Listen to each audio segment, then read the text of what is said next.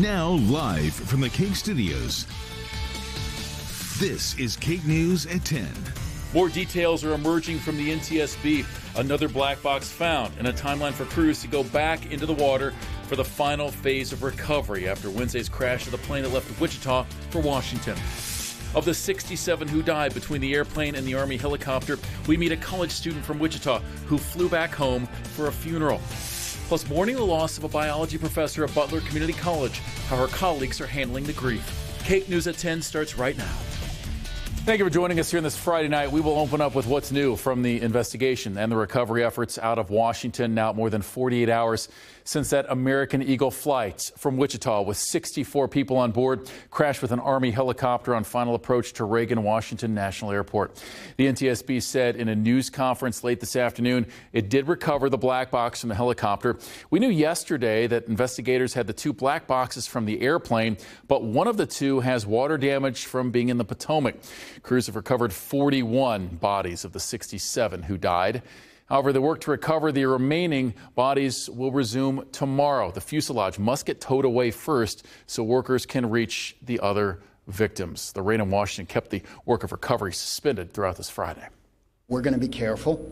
We're going to make sure we don't hurt anybody else, but the weather we've seen so far is weather we can work in.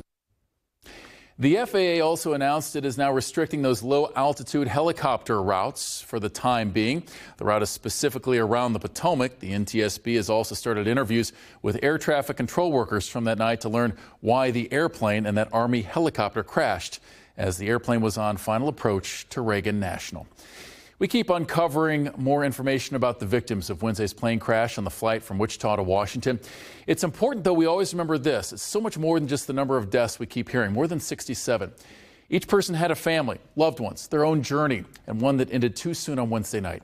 KAKE's Jocelyn Schifferdecker introduces us to one young woman who was on that airplane who was leaving Kansas and also leaving a funeral. Jocelyn. Yeah, Chris, this is Grace Maxwell. She was only 20 years old. She was flying back to her college in Ohio after coming to Wichita for her grandfather's funeral. Now her family, close friends, and people in her college are just devastated.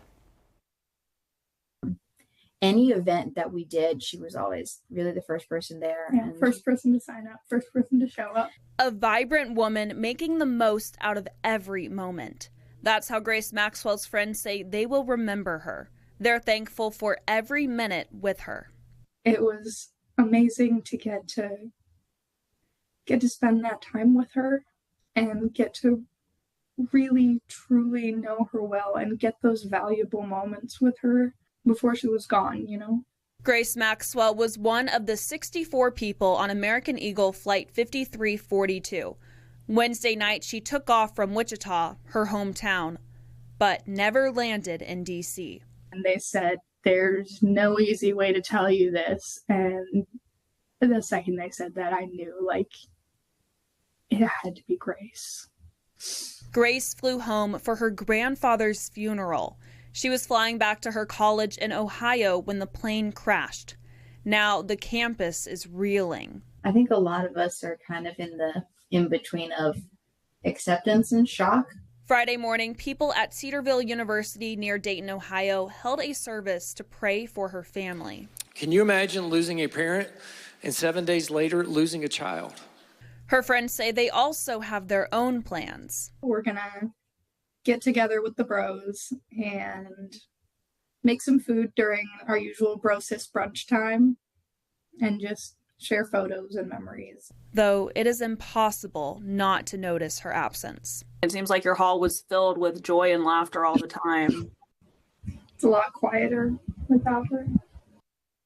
Grace was in the College of Engineering at Cedarville University. She wanted to make prosthetics to help people. Jocelyn Schifferdecker, KAKE News, on your side.